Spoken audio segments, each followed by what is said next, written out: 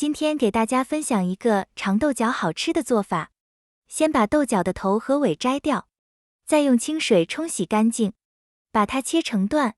切好后放盘里备用。开水里加几滴食用油，放点盐，把豆角下锅焯一下水，加点食用油和盐，豆角的颜色会更鲜绿。焯水3分钟捞出来，过一下凉开水，这样豆角吃起来更脆。